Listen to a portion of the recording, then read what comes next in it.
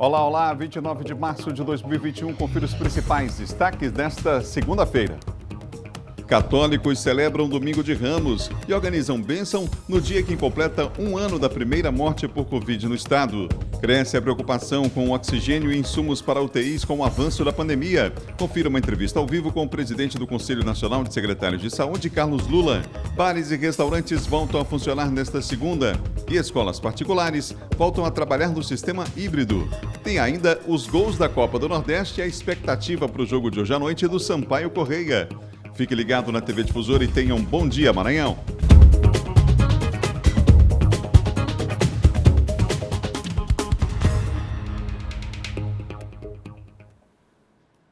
Olá, olá, segunda-feira estamos juntos mais uma vez unindo todo o Maranhão através da informação. Obrigado pelo carinho da audiência que só cresce em todo o estado. Obrigado você na capital, você no interior do estado também. A partir de agora a gente abre a janela do Bom Dia para mostrar imagens da capital maranhense. É assim que a gente começa essa segunda-feira. É hora de se encher de esperança porque mais uma segunda está começando. Vem comigo, ó, imagens do centro histórico da capital na Praia Grande. Aí próximo à rampa Campos Melo você vê imagens ao vivo. Maré tá cheia, hein? A área está cheia nesta segunda-feira, pessoal já saindo para o trabalho, já pegando o transporte coletivo, circulando normalmente na capital. Volta hoje da abertura do comércio às 9 horas da manhã até às 21 horas. Estabelecimentos comerciais voltando a funcionar, portanto, bares e restaurantes com capacidade reduzida, mas já em funcionamento hoje também. As aulas no sistema híbrido, enfim, você vai saber já tudo sobre o que abre, o que fecha, o que funciona nessa manhã de segunda-feira, nesta segunda-feira, na verdade, em todo o estado do Maranhão. Você sabe que no interior do estado também houve aí esse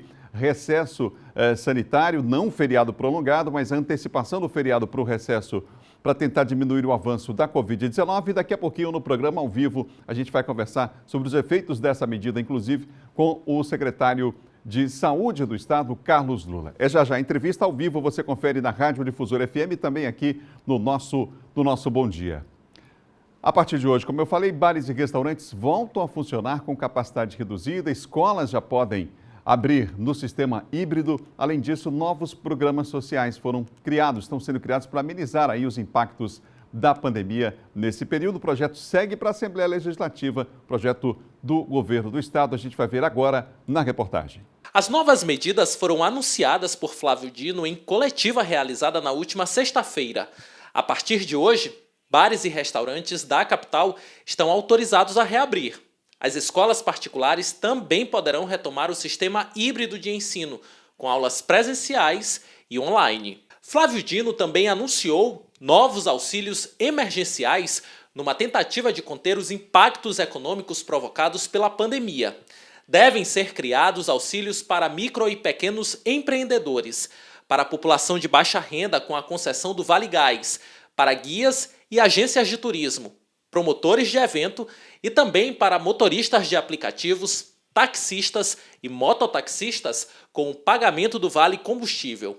Mas para que os benefícios sejam de fato destinados pelo governo do estado, o projeto precisará ser apreciado na Assembleia Legislativa do Maranhão. 2 meses de duração, valores variáveis. É claro que para aqueles que exercem a atividade exercem até o dia de ontem, né? Nós teremos um sistema de declaração das prefeituras, no caso de táxis e mototáxis, e no caso dos aplicativos, das próprias plataformas. Então, a medida é para os que exercem a função até o dia de hoje, quando a medida está sendo anunciada. Ainda na coletiva, o governador demonstrou preocupação com a possibilidade de faltar medicamentos necessários para a intubação de pacientes. Os hospitais da rede particular já começaram a solicitar esses insumos para a Secretaria de Estado da Saúde, que também já está com o estoque no limite.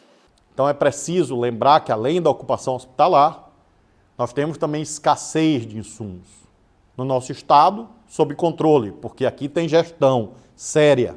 Alertamos o ministro da Saúde e alertamos agora o presidente do Senado, eu próprio, disse isso e 4 horas da tarde temos outra reunião com o ministro da Saúde, que hospitais geridos pela iniciativa privada estão com dificuldades de compra do chamado kit intubação.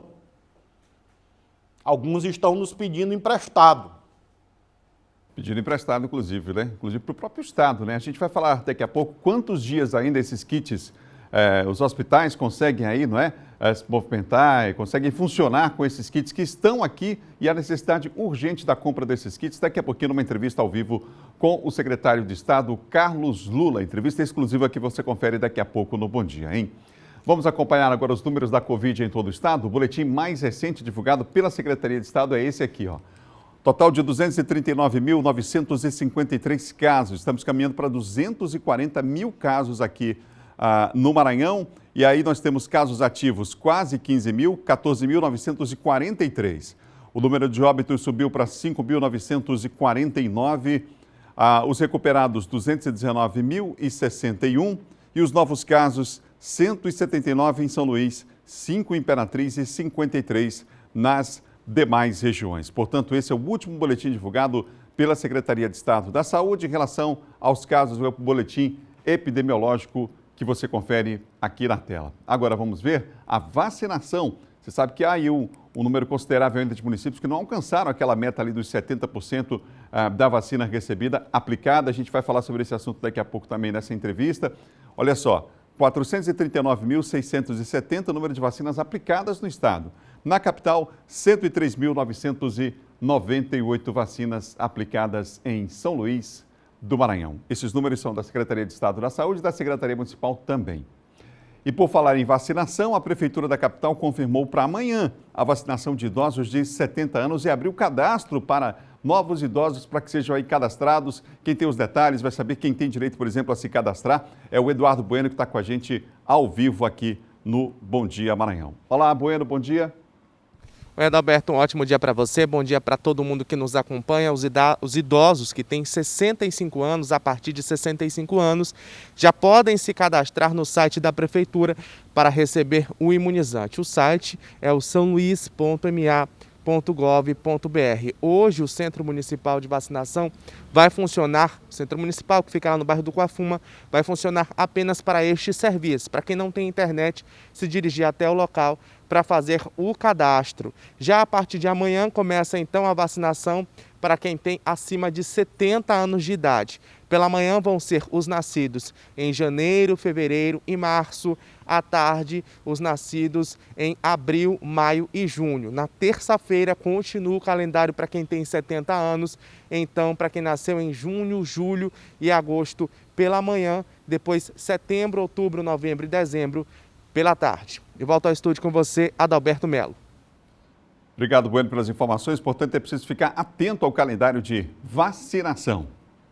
Você sabe que aqui no Bom Dia Maranhão a gente tem dado voz aos maranhenses que estão passando por esse tempo de pandemia, afastados da sua terra natal. Pois é, hoje a gente vai conversar com a Tabata Monteiro, que está na Alemanha. Ela é professora de Biologia e vai falar ao vivo com a gente agora sobre a situação na Alemanha. Ela que está com a família por lá, passou um tempo aqui em São Luís, tentou voltar antes, não conseguiu, mas agora já volta e já está lá na Alemanha e fala com a gente ao vivo. Olha só, está com o filhinho no colo, inclusive, a Tabata, que está aqui com a gente. Tabata, bom dia para você. Qual é a cidade que você está aí, qual é a região aí na Alemanha, Tabata? Bom dia, Adalberto. Bom dia, Maranhão. Eu estou na cidade de Kolbermoor, aqui na Landkreis Rosenheim, que é perto, 60 quilômetros de Munique, da capital da Baviera. A situação aqui é... A gente está de férias agora, é férias de Páscoa, né? As escolas estão fechadas por 2 semanas, já que não teve férias, né, no período do Carnaval, como de costume. Então, os alunos, os professores estão muito sobrecarregados. E eu cheguei agora, faz cerca de 20 dias, 25 dias aí, daí eu já comecei a trabalhar. A primeira semana, depois, desde novembro, os alunos estavam tendo, né, aulas só à distância, internet, e agora eles tiveram uma semana de aula presencial e agora a última semana de aula foi à distância novamente, porque aumentaram os casos aqui de Covid.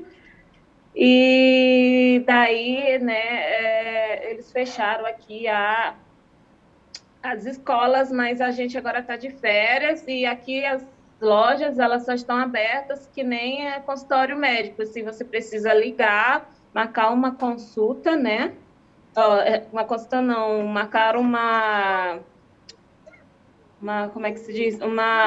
Horário de atendimento, né? Um horário Agendar o para você atendimento. fazer suas compras ou só ir buscar suas compras, né? Agora Tabata. a gente começou realmente a primavera aqui, e daí a gente está com um sol muito bonito aqui, na sacada da minha casa, está um sol bonito, mas teve como vocês estão vendo aí na imagem, teve bastante neve aqui. A gente mostrou, né? viu, Tabata? A gente estava mostrando, a gente ainda há pouco estava mostrando aqui, você mostrando o sol aí, a gente mostrou ainda há pouco um vídeo que você mandou com muita neve aí. Aliás, eu sei que você tem, quer dizer, essa é uma outra dificuldade, né, de adaptação, enfim, a questão da própria temperatura, mesmo na primavera, mas temperaturas baixas aí. Como é que foi a questão da quarentena? Você esteve aqui em São Luís, né, com a sua família e voltou, estava tudo fechado, não pôde voltar para a Alemanha, e quando voltou teve que cumprir uma quarentena aí. Conta pra gente como é que está essa situação em relação aos brasileiros que chegam na Alemanha. Desculpa, porque eu tô com meu filho. Não, tudo bem, a gente entende. Só um minutinho. Então, eu cheguei aqui antes do regulamento que dizia, né, que para quem voltasse para a Alemanha tinha que ficar os 14 dias em quarentena, independentemente de fazer o teste de Covid. Então, eu cheguei ainda no sábado, e daí eu pude fazer 5 dias de quarentena, fazer o teste do Covid. Aí fez eu, meu filho, meu marido, daí a gente deu negativo, e aí eu pude começar a trabalhar, mas estava bastante neve, né? Então, só que agora que já no final de março, normalmente já começa a esquentar as coisas, né? Então, a gente está na primavera, eu estou falando aqui, sério. A gente já começou a primavera aqui, então hoje, né, já faz uma semana que voltou a esquentar, já tem cerca aqui de 15, 14 graus. Eu estou aqui, eu e meu filho, na varanda de casa, sem jaqueta, graças a Deus. Aí agora já, oficialmente, já é a primavera, então já está quente. Eu fiquei em casa com meu filho, normalmente, assim, os 5 dias, né, quando eu cheguei. Fiz o teste de Covid, mas fiquei esses 5 dias em casa e foi, assim, bem tenso, porque criança gosta muito de espaço para brincar e tudo mais, e a gente não pôde descer, não pôde falar com ninguém, sempre de máscara, sempre mantendo a distância. Os brasileiros... E mesmo assim, teve pessoas que não quiseram ter contato com a gente mesmo por 2 semanas, né? Os meus sogros, então... Os brasileiros, Tabata, os brasileiros que chegam aí na Alemanha agora estão tendo que cumprir necessariamente essa quarentena de 15 dias, independente de qualquer coisa, não é isso? Mudou, a regra mudou, né? Isso, a regra mudou. Então, independentemente de qualquer coisa, de se voltar aqui para a Alemanha, né, os brasileiros que têm residência aqui, ou têm visto, ou têm dupla cidadania, né, cidadania alemã como eu tenho, daí eles são obrigados a ficar os 15 dias aqui, né, independentemente se o teste de Covid deu negativo ou não. Então, uma amiga minha veio da Bahia, veio para cá, ela teve que ficar as 2 semanas em casa, isolada, e as próprias pessoas, né, elas não querem ter esse contato com você, então você fica realmente bem isolado. Ok. E aí, só que aí as pessoas, né, outras pessoas, amigos, vêm, fazem as compras, deixam na porta de casa, ou então comida, né, como Entendi. fizeram comida. Tabata, só para encerrar, fala para a gente aqui rapidinho, a gente está realmente com o nosso tempo já no final da entrevista, dá um conselho aí para os teus conterrâneos maranhenses, para que sigam as regras, né, e que a gente possa passar por tudo isso de uma vez, enfim, com o mínimo impacto, então, se é que é o que possível. eu aconselho é que vocês continuam mantendo as medidas, né, de 1,5 metro de distância, usem a máscara, o FFP2, lavar bastante as mãos, ou os alimentos que chegam do supermercado, né, Tá essas certo. medidas que todo mundo já tem conhecimento, né? Aqui, por exemplo, as escolas colocaram um dispositivo de CO2, né? Então, a cada 20 minutos, a gente tem que abrir as janelas, e estava muito frio, então a gente tinha que dar aula. Imagino. A gente tinha que dar aula mesmo no frio aqui. Bastante... assim, bem Difícil, né? complicada. Graças a Deus já Tá bom. esquentou. Obrigado, viu, Tabata? Obrigado pela entrevista. Tá aí a Tabata, portanto, com o filhinho dela lá na Alemanha, lá em Cobermore. A gente falou ao vivo da Alemanha, trazendo informações para você aqui no quadro Maranhenses pelo Mundo. A gente agradece mais uma vez a participação da Tabata com a gente aqui. São 7 horas e mais 15 minutos, são 7h15 agora. E você ligado aqui na TV Difusora, acompanhando o nosso Bom Dia Maranhão. Um abraço aos amigos da região Tocantina, acompanhando a nossa programação. Daqui a pouquinho, nós vamos falar ao vivo, direto de Imperatriz, de Caxias, já aqui no Bom Dia. E não perca a entrevista com o secretário Carlos Lula no Bom Dia, na nossa edição de hoje do Bom Dia Maranhão, trazendo mais detalhes aí sobre o impacto dessas medidas, desse recesso sanitário que tivemos no fim de semana em todo o Maranhão. No próximo bloco, você vai conferir então essa entrevista ao vivo com o secretário que também preside o CONAS, que é o Conselho Nacional dos Secretários de Saúde de todo o país. Você vai ver Silvio Alves falando de segurança hoje, vai destacar, entre outros assuntos, a prisão de um homem suspeito de assassinar um italiano ano passado na estrada da Maioba, aqui na Grande Ilha. A gente volta em instantes, são 7 horas 16 minutos em todo o Maranhão.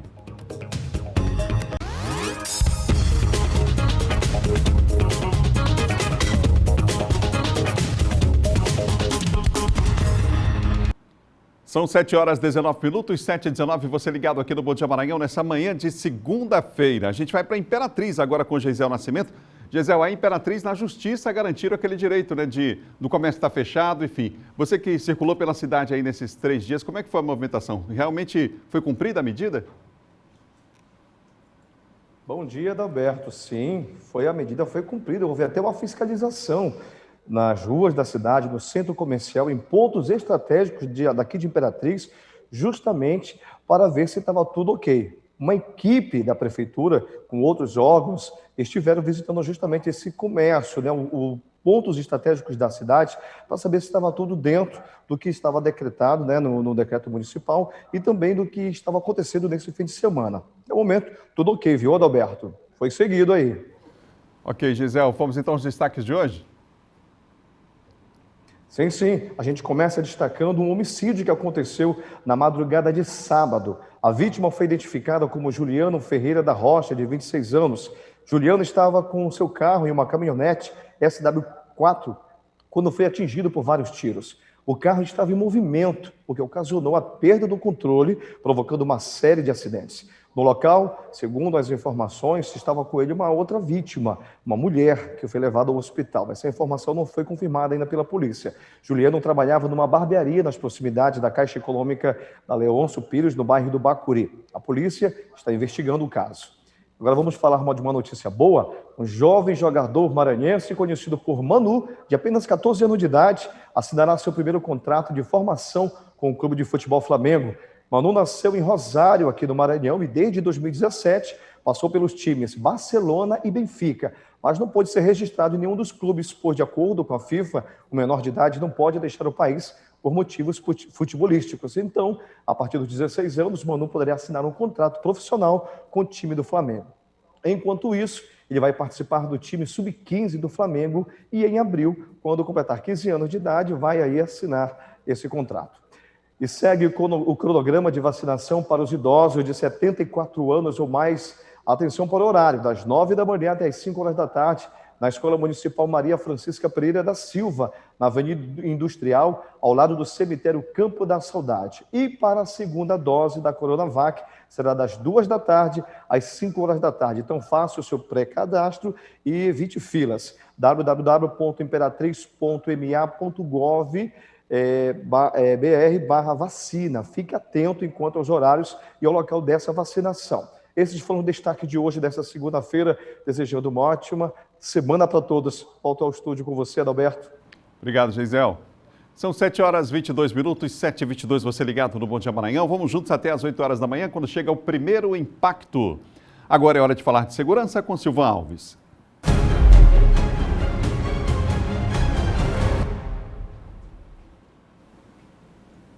Silvão está aqui comigo. Olá, Silvão, bom dia. Bom dia, Roberto. Bom dia a você, bom dia a todos. Silvão, você falou ainda há pouco aqui no Bandeira 2 sobre os policiais do Batalhão de Operações Policiais Especiais que prenderam um homem suspeito, né, de ter assassinado ano passado o italiano, um caso que ganhou grande repercussão. Exatamente. Esse caso teve repercussão até a nível internacional, com cobrança de organismos internacionais, o que foi considerado pela polícia um latrocínio, que é o roubo seguido de morte. mais de um ano depois, né, porque esse crime foi em fevereiro do ano passado. O acusado foi localizado em um povoado lá no município de Pedro Rosário. De acordo com os homens do BOP, que é o Batalhão de Operações Policiais Especiais, ele teria tentado escapar, teria tentado reagir contra os policiais, foi baleado na perna.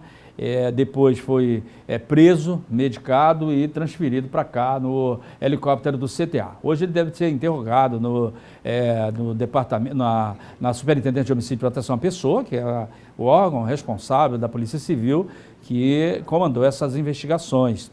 É preciso saber agora quem mais está envolvido, né, com a prisão desse homem aí, de fundamental importância, porque a polícia vai descobrir quem mais está envolvido e se realmente o móvel do crime foi, no caso, o latrocínio, que é o crime registrado, o crime praticado para roubar os objetos da vítima.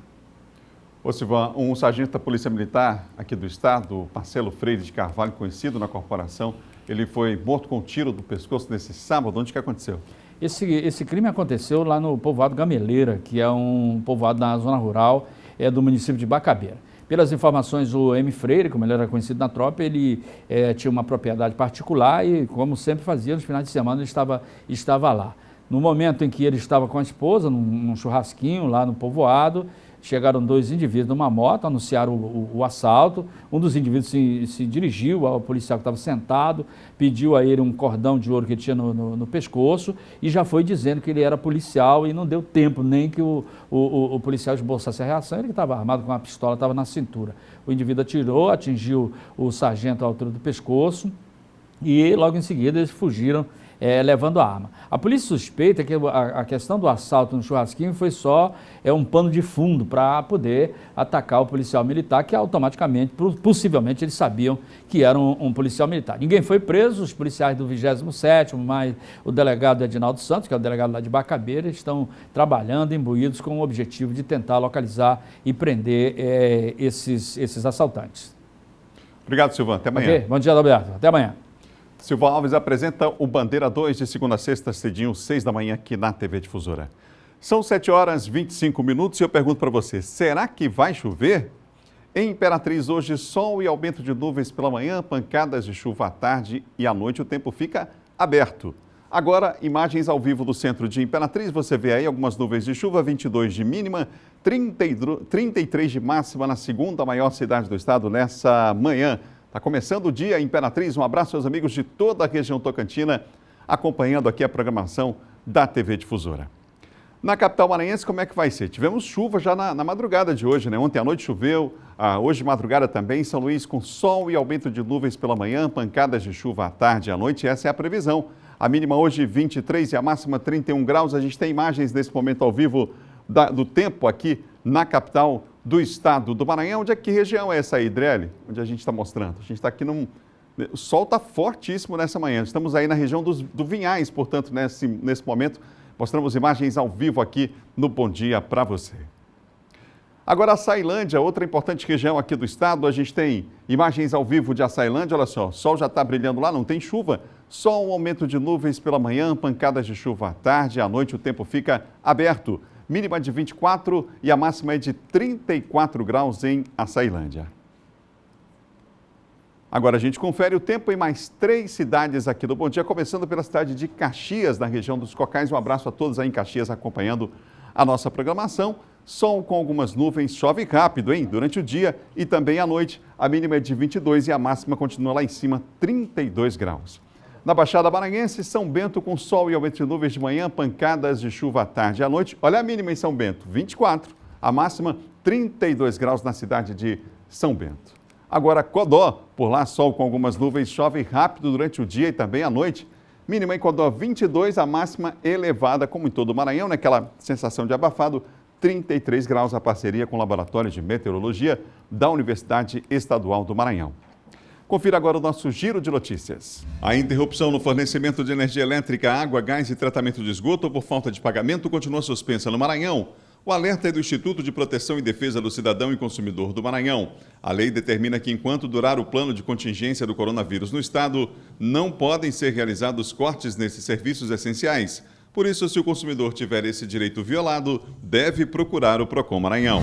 A Secretaria de Estado da Educação divulgou o edital com processo seletivo simplificado para a contratação temporária de professores para atuarem na educação básica e suas modalidades. Ao todo serão ofertadas 130 vagas imediatas para a educação especial, além de formação de cadastro de reserva para as disciplinas de núcleo comum da educação básica.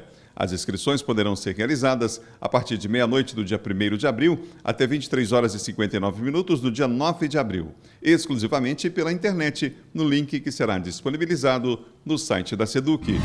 O governo federal confirmou que os beneficiários do Bolsa Família começam a receber a nova rodada do auxílio emergencial em 16 de abril, seguindo o calendário próprio do programa. A previsão consta em portaria publicada em edição extra do Diário Oficial da União. Os demais públicos, que são os integrantes do Cadastro Único de Programas Sociais que não recebem o Bolsa e os cadastrados pelo site ou aplicativo da Caixa, terão um calendário específico.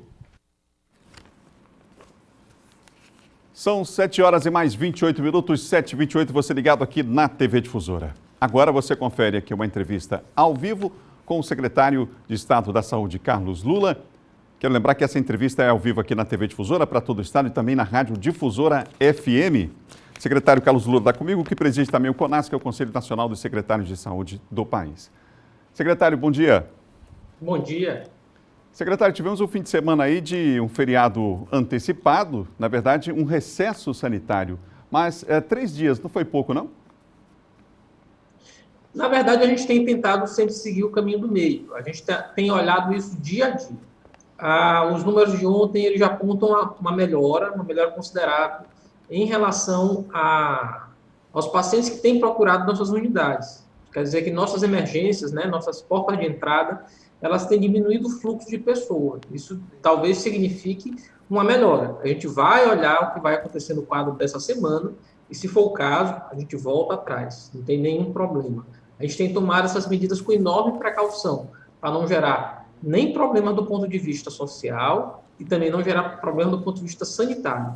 Hoje a gente tem uma situação bem mais tranquila em Imperatriz, que foi nossa preocupação, que nos levou a expandir leitos à Sailândia, que nos tem levado a expandir agora também a Porto Franco, e também em São Luís, porque acaba recebendo o fluxo do estado inteiro. Mas o fim de semana já foi assim de melhora nesse quadro de números. Secretário, a Fiocruz lançou um alerta nível crítico para a ocupação de UTI aqui na capital maranhense, inclusive. A gente teve a oportunidade, semana passada, de entrevistar o prefeito de São Luís sobre esse assunto. E o CONAS, que é o conselho que o senhor preside, falou sobre 6 mil pessoas aguardando na fila por uma vaga em UTI. Que números o senhor tem do Maranhão em relação a esse assunto? Esse número em relação ao dia desse levantamento, é importante dizer que isso muda dia a dia. A gente tem em torno de 40 pessoas aguardando leito de UTI. Isso não quer dizer que são 40 pessoas sem leito de UTI. Eram 40 pessoas que, em geral, estão demorando 24 a 48 horas para ter acesso a esse leito. Isso contando todas as áreas do estado, todas as regiões do estado. Norte, leste, sul. Então, ainda não é uma situação crítica, mas é uma situação que a gente não gosta. A gente, em geral, gosta de ter aí uma margem para trabalhar com bastante folga. Na maior parte dos casos, a gente consegue resolver esse leito de UTI com muita rapidez. E agora, com a pressão do Covid, a gente tem de fato, essa dificuldade. É uma situação que não nos agrada, mas é bem mais confortável do que estados com a mesma população da gente, que é o caso de Goiás, por exemplo, e tinha centenas de pessoas na fila de espera. Ou Pernambuco, com centenas de pessoas na fila de espera. A mesma coisa da Bahia, que chegou a ter 500 pessoas esperando por uma fila, por um leito de UTI. Aí, de fato, gera uma situação incontrolável. Esse número muda a todo dia, muda a toda hora. Ele já deve estar bem melhor, ainda não olhei o número de hoje, de manhã, mas já deve estar numa situação bem mais favorável do que da quarta-feira da semana passada. Secretário, os números do Ministério da Saúde mostram que o Maranhão é o estado que menos registro faz dessa vacinação e também há uma quantidade menor, baixa, de notificação de mortes em relação aos demais estados da federação. O que a Secretaria de Estado está fazendo para mudar essa realidade? O Tribunal de Contas, por exemplo, quer saber onde foram parar as vacinas que os municípios estão recebendo e que não aplicam? Alberto, então são importantes pontuar duas coisas. Uma em relação ao levantamento da Fiocruz, que analisa um sistema próprio do Ministério da Saúde, chamado CIVET Gripe. Esse sistema, até em razão do que aconteceu durante o ano de 2020, a gente fez um sistema paralelo, chamado Notifica Covid. Então, a Fiocruz não analisa esse sistema do estado do Maranhão. Se a gente for olhar o número de óbitos que tem lançado no CIVEP Gripe, em geral, eles são menores do que os números que a gente tem publicamente, que são desse outro sistema que a gente fez em paralelo. Por que isso? Porque a gente tem esse problema, de fato, dos municípios. Esse sistema do Ministério da Saúde é muito inconsistente. De sorte que, quando a gente analisa o CIVEP Gripe, a gente, de fato, é o estado que aí essas notificações, esses óbitos, são feitos pelos municípios. A gente vai ser o estado que mais tem atraso na notificação desses óbitos. Se a gente for analisar o monitor Covid, não. Tanto é que se a gente for analisar a nossa curva aí de óbitos e de óbitos por Covid, a gente está muito pertinho. Então, a gente tem isso praticamente em tempo real. Isso é o primeiro ponto, a gente fazer para compreender, de fato, o problema. Em relação à vacinação, a partir dessa semana, a gente está colocando técnicos, está colocando vacinadores, está colocando digitadores, que é o que os municípios têm referido de problema para a gente. Eles dizem, não, nós estamos vacinando, a gente não está conseguindo pegar essa vacina e lançar isso no sistema. Então, a gente está colocando gente para auxiliar os municípios nessa tarefa. Todos os municípios com menos de 50 mil habitantes vão receber esses profissionais do Estado durante 3 meses para a gente acelerar esse processo de lançamento e de vacinação das pessoas. Não tem o menor sentido a gente ter tanto atraso no processo de vacinação no Maranhão.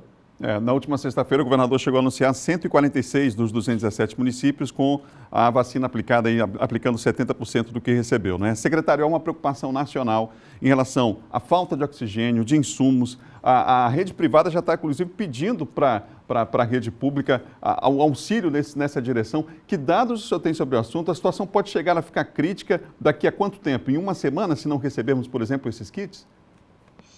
Adalberto, de fato, na última semana, mais de um hospital da rede privada nos solicitou auxílio, né, empréstimo desses medicamentos para intubação. E a gente já tem enorme dificuldade, a gente não pode deixar faltar nas nossas unidades. Mas a gente entende o problema também que tem passado os hospitais privados. Então, veja, um hospital privado que não licita, que tem um processo de compra muito mais célere, não está conseguindo comprar, dirá os hospitais públicos. Esse é o problema hoje da medicação para intubação no país. Cresceu tanto o uso desses medicamentos que a indústria não tem capacidade de corresponder ao aumento dessa demanda. Então, a gente tem solicitado ao Ministério da Saúde, enviei ofício também a órgãos internacionais, a gente teve reunião com a Organização Pan-Americana de Saúde, ela está se propondo ao Ministério realizar essa compra na União Europeia, para a gente de fato, não ter um colapso. A gente, infelizmente, deve mais uma vez bater recordes. Na semana que se passou, a gente teve 17 mil óbitos.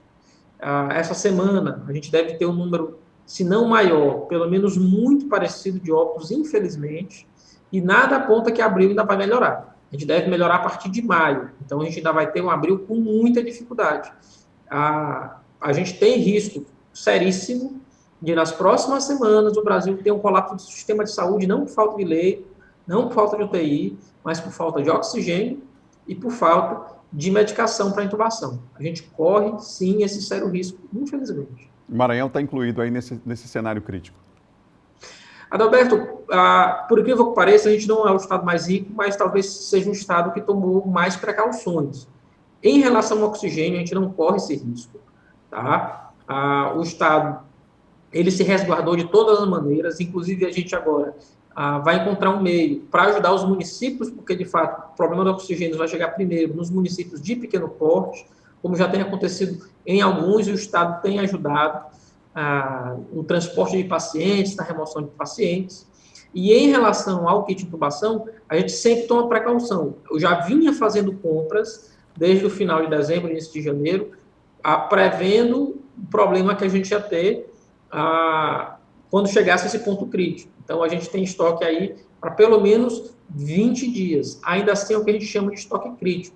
A gente não pode trabalhar só com essa margem é a mínima, mas é muito melhor do que muitos estados. Por exemplo, São Paulo, na semana passada, tinha estoque para uma semana. O Ministério está ajudando, mas São Paulo pode vir já a ter falta de medicação essa semana. Tinha estados com medicação para 4, para 5 dias. Então, de fato, a gente está numa situação assim, nunca antes visto no país, de criticidade, tanto de oxigênio quanto de medicamentos para intubação. Nosso tempo já está, infelizmente, esgotando, secretário, dessa entrevista ao vivo aqui na TV Difusora para todo o estado e a Rádio Difusora FM também. Mas eu ainda tinha uma última pergunta sobre o roubo de vacinas. O senhor tem alguma novidade sobre isso? O governador falou sobre isso na coletiva da última sexta-feira, não é? A gente tem aumentado o contato com a Secretaria de Segurança Pública exatamente para evitar esse tipo de procedimento. E mais do que isso, evitar que tenha qualquer tipo de furto, né, ou utilização indevida de vacinas aqui no estado do Maranhão. A gente tem colocado, na dispensação dessas vacinas, elas são todas escoltadas, né? A Polícia Militar, a quem eu agradeço, tem nos ajudado muito, e também quero dizer, para municípios, para a gente que eventualmente está comprando ou vendendo vacina, a gente está tomando as precauções, e se a gente, de fato, descobrir que há deliberadamente um desvio de vacinas para vender para A, para B, para C, essas pessoas serão presas e punidas. Isso aqui não é brincadeira, não é possível que a gente esteja lidando no pleno 2021 com esse tipo de conduta. Isso é inadmissível e se algum município, e em algum município estiver acontecendo, pode ter certeza que as pessoas serão presas. Obrigado, secretário, pela entrevista. Secretário Carlos Lula, portanto, falando conosco aqui ao vivo com a equipe da Difusora FM e também da Rádio Difusora FM e da TV Difusora ao vivo para todo o estado. São 7h39. No próximo bloco, no dia que completa um ano da primeira morte por Covid no estado, a capital terá uma bênção especial nesta segunda-feira. Estamos precisando, não é? E mais, John Coutrin destaca no quadro de política, vereador de São Luís, infelizmente é internado em UTI com Covid. A gente volta depois do intervalo, um instante só.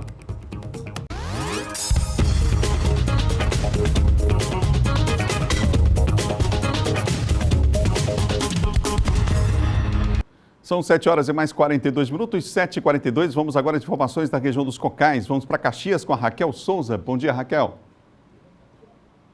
Olá, bom dia, Adalberto, bom dia a todos. Olha só, nesse fim de semana, representantes do Ministério Público Estadual, Conselho Municipal de Saúde e do Comitê de Prevenção e Enfrentamento à Covid-19 de Caxias visitaram as instalações do prédio da Unacom, que é o anexo do Complexo Hospitalar Municipal que recebe pacientes infectados pela Covid-19. O anexo é onde, em breve, passará a funcionar mais 10 leitos de UTI e 18 leitos de contingência, leitos de enfermaria.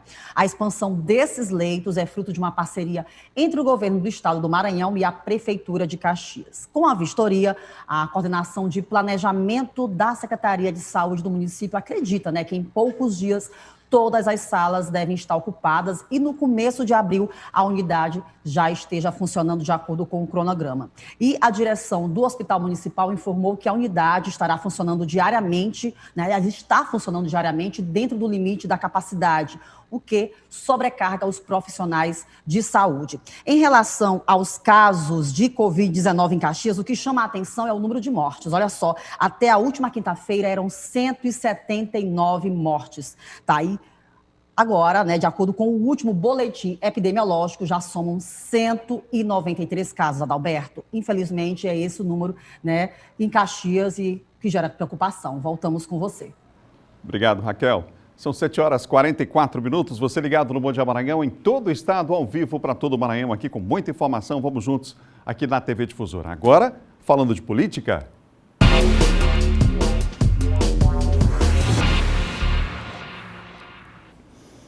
John Coutrin está comigo. A gente começa hoje com a política nacional. John, bom dia. Bom dia, Adalberto. Bom dia a todos. Ô, John, a pressão está grande para a demissão do Ernesto Araújo, hein? Ainda mais, Adalberto, ontem, diante das declarações que ele fez na rede social, Ele insinuou ali que a senadora Cátia Abreu, e assim como todo o Senado, estão fazendo lobby em relação ao leilão do 5G para a Huawei, aquela empresa chinesa que, desde o começo, havia aquela polêmica com os Estados Unidos em relação, não só ao Brasil, mas a questão mundial também desse leilão 5G.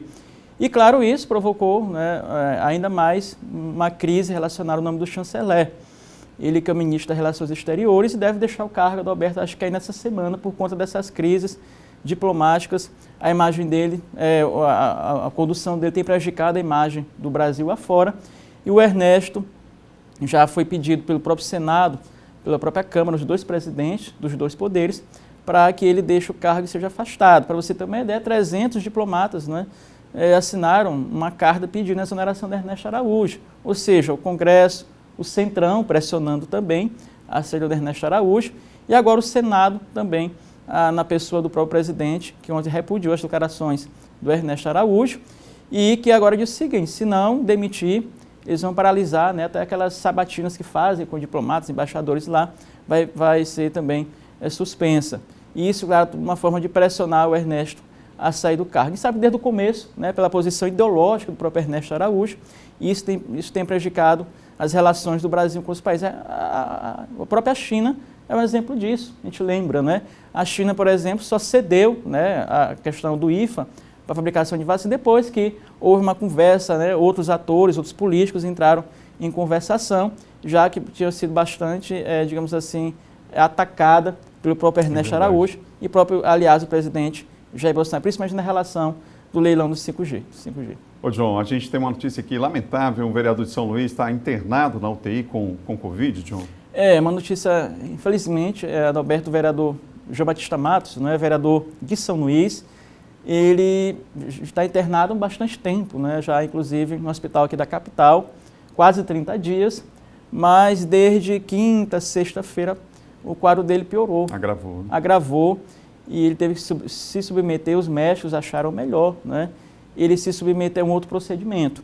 A saturação dele baixou, ele vinha se recuperando bem, Adalberto, com previsão de alta, inclusive, para essa semana. A previsão de alta do vereador João Batista era para essa semana, mas o quadro dele piorou um pouco na última quinta-feira, e agora ele está recebendo, né, oxigênio, está em outra situação, mas ontem apurava com pessoas próximas a ele, o quadro dele é estável e ele melhorou, né? Ainda bem, felizmente. Graças a Deus. Ele melhorou. O João Batista Matos, quem conhece, né, que São Luís já tentou vários mandatos de vereador, foi eleito agora, com 2.500 votos. Já foi secretário, né? Já foi secretário, exatamente, participou do governo do estado também, ou seja, bastante conhecido, um político bastante conhecido nas comunidades de São Luís, sobretudo na Alemanha, não é? Onde ele tem atuação política.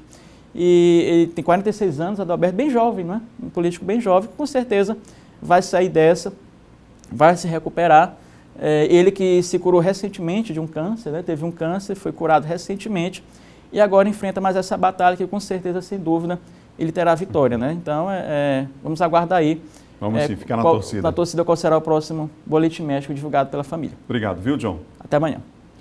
John Coutria, nosso comentarista de política aqui do Bom Dia. Agora da política, a gente vai falar agora de esporte aqui no Bom Dia.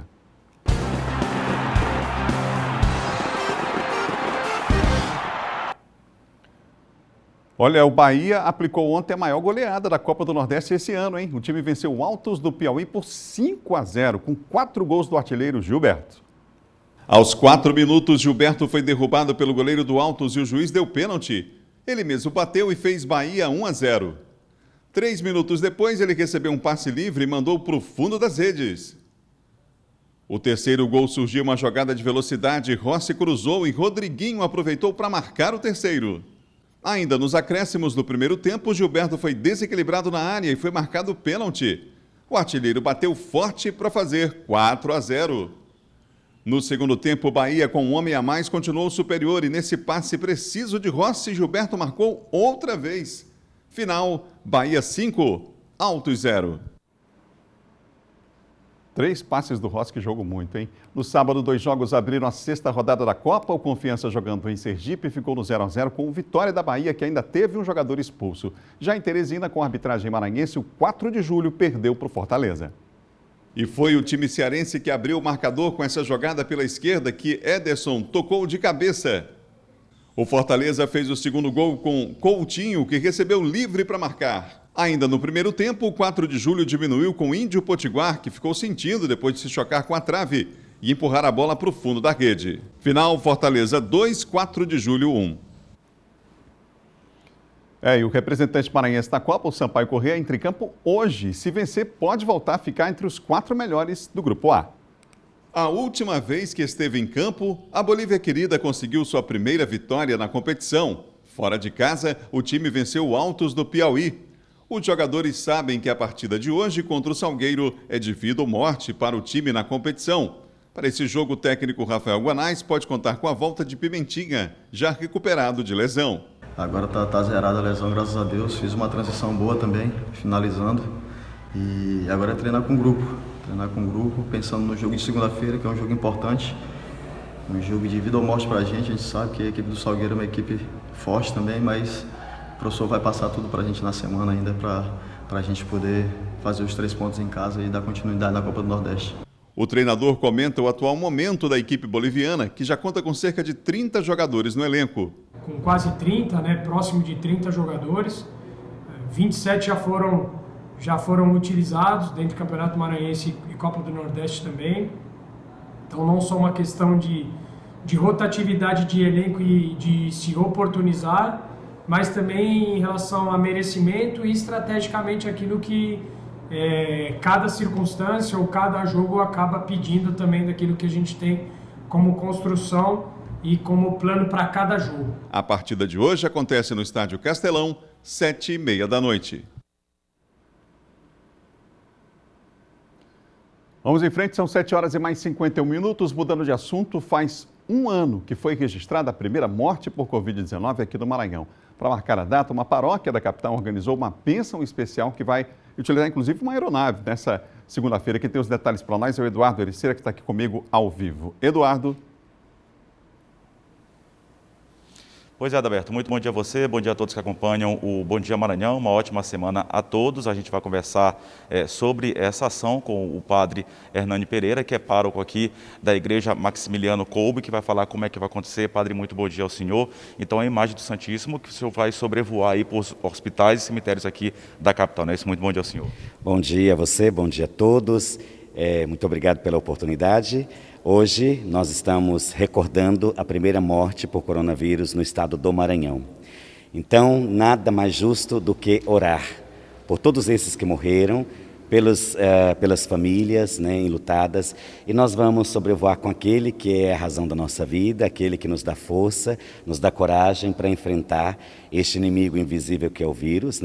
Então, hoje, a partir das 9h30, daqui a pouquinho, nós iremos sobrevoar os hospitais, iremos abençoar, todos ali, porque a gente não pode entrar em cada quarto, mas Jesus pode do céu derramar suas bênçãos. E também vamos sobrevoar os cemitérios. Por que os cemitérios? Porque quantas pessoas morreram sem assistência da igreja, sem uma oração. E nós iremos no hospital Socorrão 1 lançar pétalas de rosas lá de cima, e também no Parque da Saudade, no cemitério Parque da Saudade. Então, tudo isso é um carinho de Jesus, um carinho de Deus. A igreja é cada vez mais próxima dos fiéis, porque nesse momento nós precisamos fortalecer a nossa espiritualidade. Jesus é aquele que, sobretudo nessa Semana Santa, passará pela paixão, pela morte e pela ressurreição. Ou seja, Jesus não fica no túmulo. Então, todos nós somos convidados a passar, E aquelas pessoas que morreram, elas não morreram sozinhas.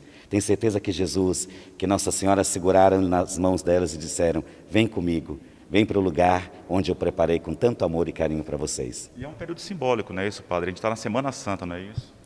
Então, providência de Deus, porque na semana que nós somos convidados a refletir sobre a vida de Jesus, quem é Jesus na minha vida, quem sou eu para Jesus. Às vezes a gente escuta esse tipo de reflexão. Onde está Deus? Com essa pandemia, com tanta morte. E aí Jesus, Deus, olha para nós e pergunta: e onde está você? Onde estava você? O que você está fazendo para ajudar? Então a gente sabe que existem várias pandemias por aí, da fome, por exemplo. Então quem tem mais precisa ajudar quem não tem. Então esse é um momento de fraternidade. Essa semana é a semana que a gente deve olhar para nós, mas olhar para aquele que está próximo a nós, que está precisando, que está com fome.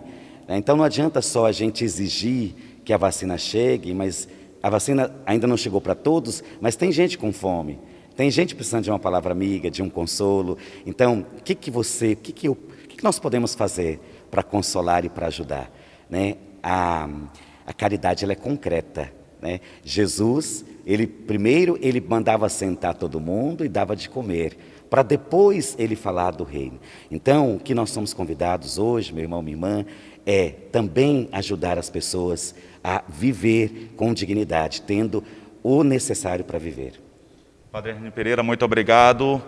A gente volta com você, Adalberto, claro, desejando uma ótima semana a todos. Depois dessas belas palavras, não é isso, Adalberto? A gente volta com você. Sem dúvida. Nosso agradecimento ao padre que nos recebeu nesse horário. Obrigado também, Eduardo, pelas informações. É importante daqui a pouco esse sobrevoo que acontece aqui na capital maranhense. Uma semana muito especial, né? São 7 horas e 55 minutos. Por falar nisso, a Igreja Católica realizou ontem uma das mais importantes celebrações da Páscoa, o Domingo de Ramos. A Helenice faz questão de manter a tradição e participar da missa no Domingo de Ramos. Acompanhar também toda a quaresma, que são os 40 dias que antecedem a Páscoa, né? Fazendo penitência, praticando a caridade, humildade. A celebração marca o início da Semana Santa e lembra o momento em que Jesus Cristo é saudado por uma multidão, sendo reconhecido o legítimo Filho de Deus. A Semana Santa, né, que se inicia com a celebração do Domingo de Ramos, nos recorda o maior mistério da prática cristã, do cristianismo, que é o mistério pascal. Os fiéis acompanharam a celebração com ramos nas mãos, que foram benzidos pelo padre. Foi dessa forma que Jesus foi aclamado na entrada de Jerusalém, dias antes da sua morte e ressurreição. Os últimos dias da vida humana de Jesus se celebra durante esta semana, com esta entrada de Jesus em Jerusalém, onde ele vai celebrar a Páscoa com seus discípulos, e onde ele vai ser preso, e onde ele vai sofrer a paixão, a morte, e onde ele vai ressuscitar. Em tempos de pandemia, a tradição precisou ser readequada. Dentro da igreja, poucos fiéis mantendo o distanciamento social e usando máscaras. Quem não pôde estar presencialmente assistiu à celebração virtualmente. O momento é desafiador, mas com fé, segundo o padre, será superado. Vamos, mesmo com sacrifícios, continuar a usar as máscaras, manter o distanciamento para não haver contágio. Não tenham medo, rezem, porque o medo também faz mal.